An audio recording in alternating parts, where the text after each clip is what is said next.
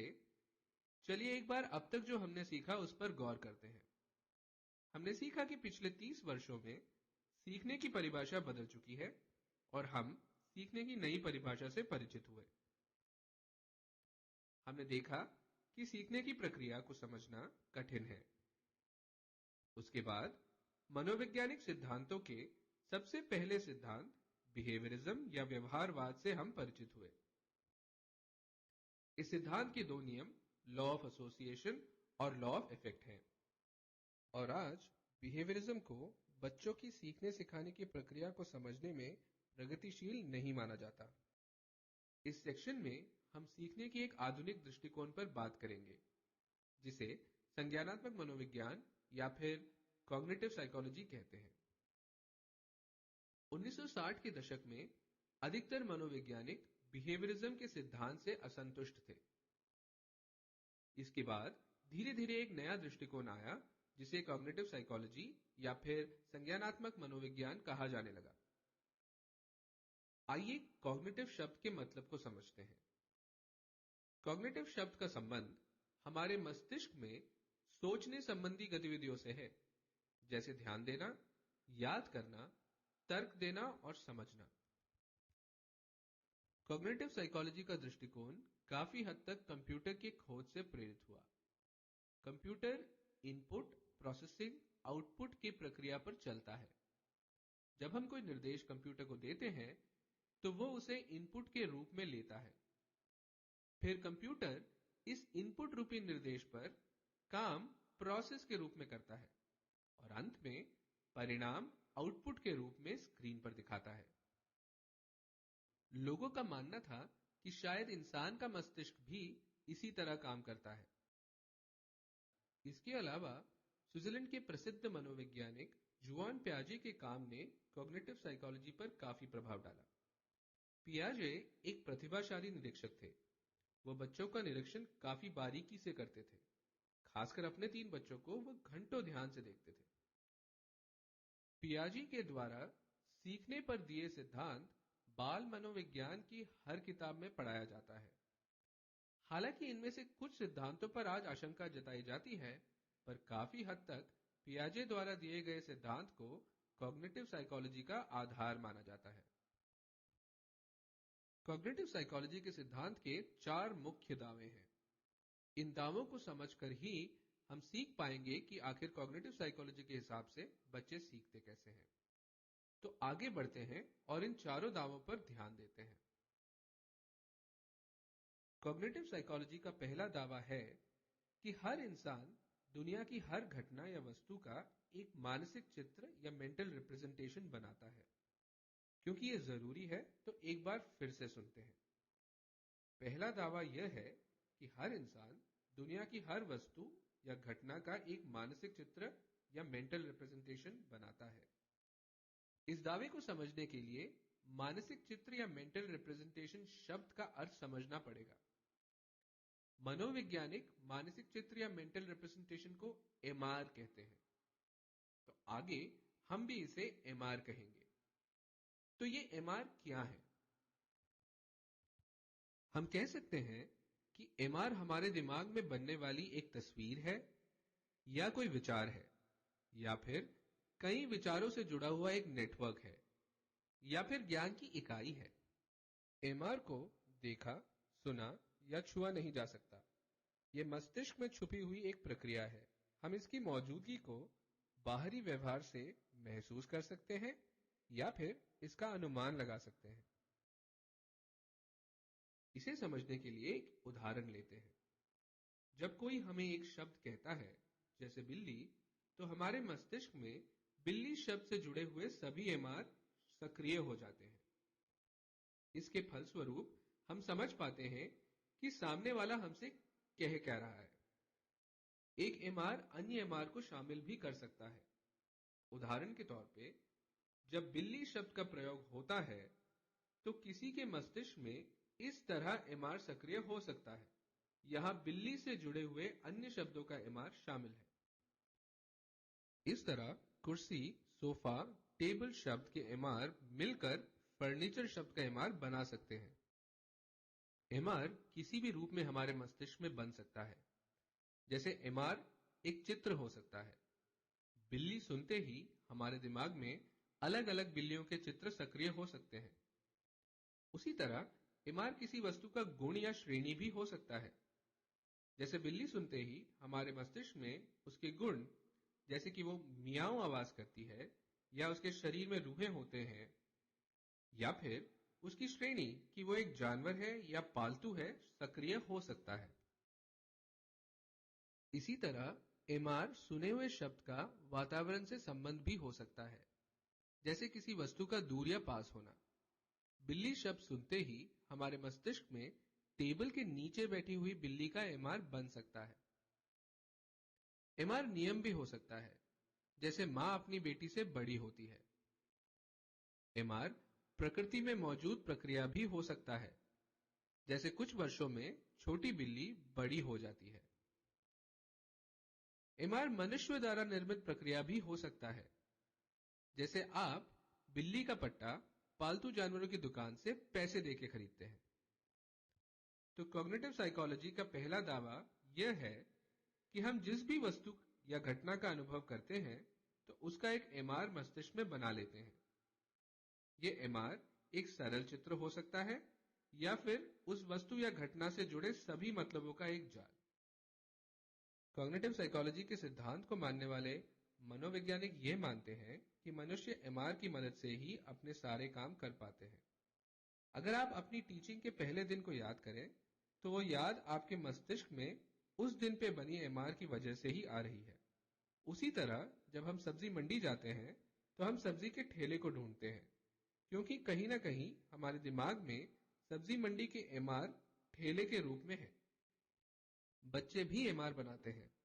आज हमें मालूम है कि बच्चे पैदा होते ही अपने अनुभवों के आधार पर एमआर बनाना शुरू कर देते हैं। चलिए अब कॉग्निटिव साइकोलॉजी के दूसरे दावे पर ध्यान देते हैं। दूसरा दावा यह है कि एमआर निश्चित या स्थिर नहीं रहते। ये हर पल बदलते रहते हैं। एक बार फिर से गौर करते हैं। पहला दावा था कि हम अनुभव की गई हर वस्तु और घटना पे एमआर बनाते हैं, और दूसरा दावा यह कहता है कि ये एमआर हर पल बदलते रहते हैं। हमारे नए अनुभव मस्तिष्क में पहले से बने एमआर को बदल देते हैं। पियाजे के अनुसार जैसे जैसे नए अनुभव आते हैं, तो पहले बने हुए एमआर पर अनुकूलन यानी एडाप्टेशन होता रहता है। यह एडाप्टेशन दो तरीके से होता है। बने हुए एमआर में जुड़कर यानी एसिमुलेट होकर, या फिर बने हुए एमआर में पूरी तरह से समायोजित यानी एकोमोडेट होकर। आइए एक उदाहरण की मदद से यह समझते हैं। कल्पना करें कि एक बच्चे के मस्तिष्क में पेड़ का एमआर कुछ ऐसा बना है कि पेड़ बड़ा है, भूरे तने का है, और इसके पत्ते हरे हैं। अब सोचें कि अगर यह बच्चा कोई ऐसा पेड़ देखे जिसमें फूल भी लगे हैं, तो फूल से लदा हुआ पेड़ उसके लिए एक नया अनुभव है, और यह अनुभव उसके पुराने एमआर में जुड़ जाता है। और ये जुड़ने के बाद कुछ ऐसा दिखता है कि पेड़ बड़े होते हैं, उनके तने भूरे होते हैं, उनके पत्ते हरे होते हैं, और उनमें फूल भी लगते हैं। इस उदाहरण से हम समझ सकते हैं कि एक एमआर पर एसिमिलेशन से एडाप्टेशन कैसे होता है। अब कल्पना कीजिए कि वही बच्चा एक केले के पेड़ को देख ले जिसका तना हरा होता है। इस नए अनुभव की वजह से उस बच्चे को पेड़ के बारे में बनाया पुराना एमआर कि पेड़ों के तने भूरे होते हैं पूरी तरह से बदलना होगा। नया अनुभव जब पुराने एमआर में अकोमोडेट होगा, तो पेड़ का बदला एमआर कुछ इस तरह का होगा कि पेड़ बड़े होते हैं, उनके तने विभिन्न रंगों के होते हैं, उनके पत्ते हरे होते हैं, और उन पर फूल लगते हैं। तो एसिमिलेशन और एकोमोडेशन की प्रक्रिया के द्वारा नए अनुभव पुराने एमआर को लगातार बदलते रहते हैं। अब कॉग्निटिव साइकोलॉजी के तीसरे दावे को जानते हैं। तीसरा दावा यह है कि हम मौजूदा एमआर की मदद से ही नए अनुभवों को लेते हैं। जी हाँ, हम जब भी कुछ नया अनुभव करते हैं, तब उस अनुभव से जुड़े एमआर सक्रिय हो जाते हैं। ये सक्रिय हुआ एमआर ही नए अनुभवों को समझकर अर्थ बनाने में हमारी मदद करते हैं। अगर ये एमआर सक्रिय ना हो तो शायद हम किसी भी अनुभव का अर्थ नहीं बना पाएंगे। ये समझने के लिए एक एक्सरसाइज करते हैं। स्क्रीन पर दिए गए अनुच्छेद को ध्यान से पढ़ें और समझने की कोशिश करें कि यहां क्या हो रहा है। इसे पढ़ने के बाद आगे बढ़ने के लिए नेक्स्ट बटन दबाएं।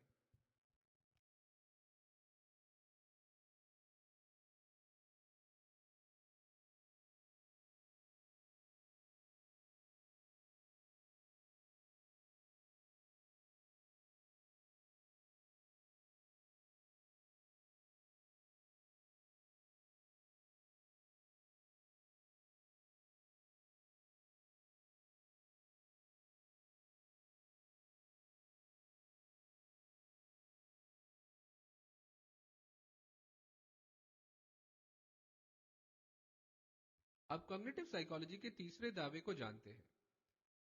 तीसरा दावा यह है कि हम मौजूदा एमआर की मदद से ही नए अनुभवों को लेते हैं। जी हाँ, हम जब भी कुछ नया अनुभव करते हैं तब उस अनुभव से जुड़े एमआर सक्रिय हो जाते हैं। ये सक्रिय हुए एमआर ही नए अनुभवों को समझकर अर्थ बनाने में हमारी मदद करते हैं। अगर ये एमआर सक्रिय ना हो तो शायद हम किसी भी अनुभव का अर्थ नहीं बना पाएंगे। ये समझने के लिए एक एक्सरसाइज करते हैं। स्क्रीन पर दिए गए अनुच्छेद को ध्यान से पढ़ें और समझने की कोशिश करें कि यहां क्या हो रहा है। इसे पढ़ने के बाद आगे बढ़ने के लिए नेक्स्ट बटन दबाएं।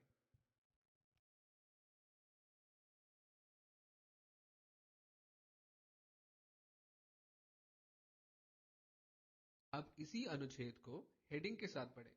हेडिंग है सब्जी बनाना। रोज के जीवन में हम इंद्रियों या सेंसेस की मदद से लगातार जानकारी प्राप्त करते रहते हैं, लेकिन सभी जानकारी का अर्थ निकालने के लिए हमें होशियारी से लगाए हुए अनुमान पर निर्भर करना पड़ता है। ये अनुमान इस बात पर निर्भर करते हैं कि उस स्थिति के बारे में हम पहले से कितना जानते हैं, या दूसरे शब्दों में अनुमान पूर्व एमआर पर निर्भर करते हैं। इसलिए हमारे मौजूदा एमआर नए अनुभव का संभव अर्थ निकालने में मदद करते हैं। चलिए एक उदाहरण की मदद से दूसरे और तीसरे दावों को समझने की कोशिश करते हैं। कैसे मौजूदा एमआर नए अनुभव को प्राप्त करने में मदद करते हैं और कैसे नए अनुभव मौजूदा एमआर को बदल देते हैं। चलिए एक बच्चे के बारे में सोचते हैं जो पहली बार दाशचुंद के नस्ल के कुत्ते को देखता है।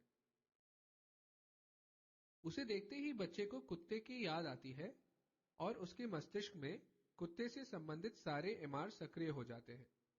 हालांकि यह जानवर बच्चे के लिए नया है, जिसे बच्चा पहचानता नहीं है, लेकिन उसे लगता है कि यह एक प्रकार का कुत्ता ही होना चाहिए। उसी समय बच्चे के दिमाग में कुत्ते का एमआर बदल जाता है और उसमें छोटी टांगों वाला लंबा दाशचुंद भी शामिल हो जाता है। चलिए अब कॉग्निटिव साइकोलॉजी के आखिरी दावे पर ध्यान देते हैं। आखिरी दावा यह है कि हमारे मस्तिष्क में बनने वाले एमआर एक दूसरे से सार्थक संबंध बनाते हैं। हमने पहले बिल्ली के उदाहरण में यह देखा था।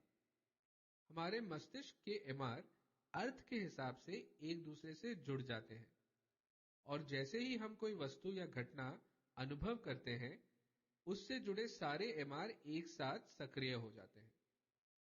हम एक और उदाहरण स्क्रीन पर देख सकते हैं। इसे अनुभव करने के लिए एक एक्सरसाइज करते हैं। एक कागज पर बिना सोचे दिमाग में आने वाले हर ख्याल को एक के बाद एक लिखें। ये लिखने के बाद नेक्स्ट बटन दबाएं। आपको एहसास हो रहा होगा कि सभी ख्याल जो आपने कागज पर लिखे हैं वो एक दूसरे से जुड़े हुए हैं।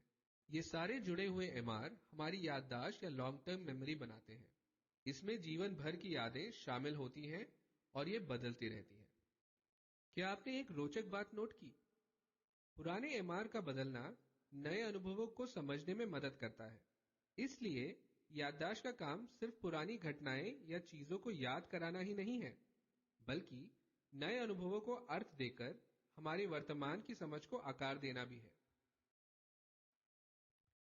इन चारों दावों को समझने पर आपको एहसास हो रहा होगा कि कॉग्निटिव साइकोलॉजी सीखने की प्रक्रिया को काफी अलग तरीके से सोचती है।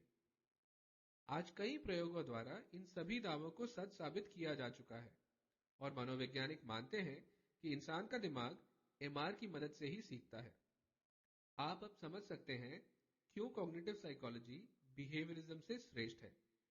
सबसे खास बात यह है कि यह बताता है कि एमआर बनाना और उसके इस्तेमाल करने की क्षमता हर बच्चे में शुरू से है। तो हमने अभी तक सीखा कि सीखने की एक नई परिभाषा है।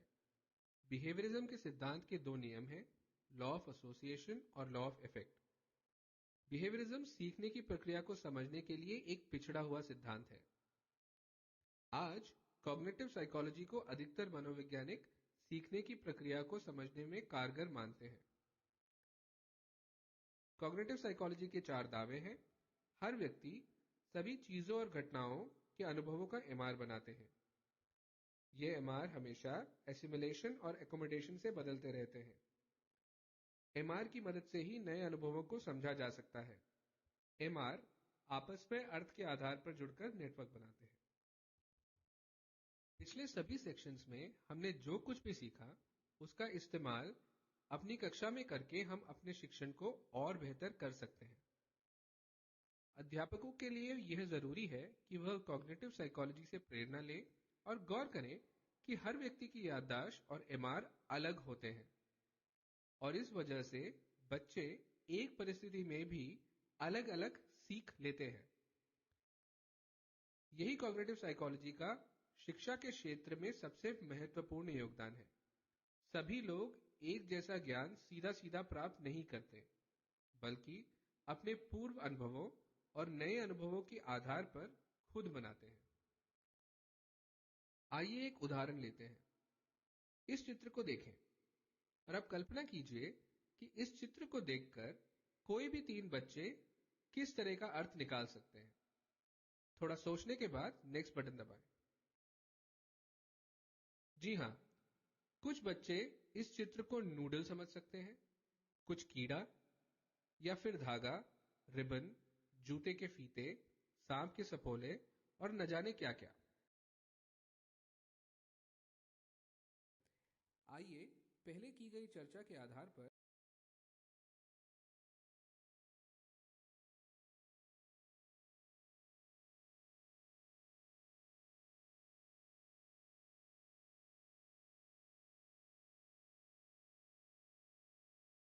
इस कहानी से अध्यापक प्रेरणा ले सकते हैं कि वो जो भी कक्षा में कहते हैं उसका अर्थ बच्चे अपने मौजूदा एमआर के हिसाब से ही निकालते हैं। इस चित्र में एक उदाहरण देखिए। यहां अध्यापक ने किसी गोल चीज की बात छेड़ी है, पर ध्यान दें बच्चे क्या क्या अर्थ निकाल रहे हैं। तो इस कोर्स में हमने जाना कि बच्चे अपने पूर्व अनुभवों के आधार पर एमआर बनाते हैं और खुद ही सीखते हैं। तो क्या इसका मतलब ये हुआ कि बच्चों को अध्यापकों की जरूरत नहीं है? दरअसल बच्चों को अध्यापकों की जरूरत हमेशा रहेगी, लेकिन आप जैसे अध्यापकों की, जो बच्चों की दुनिया को समझें और उनके सीखने के तरीकों को जानें। यह कोर्स हमें इस सवाल पर भी लेकर आता है कि बच्चे अकेले ही सब सीख जाते हैं या फिर सीखना एक सामाजिक प्रक्रिया है जिसमें अन्य साथियों और बच्चों की भी जरूरत होती है। क्या सभी तरह के कॉन्सेप्ट सीधे अनुभव लेकर सीखे जा सकते हैं या फिर कुछ कॉन्सेप्ट्स ज्यादा जटिल होते हैं क्योंकि उन्हें सीखने में मानव जाति को एक लंबा समय लगा?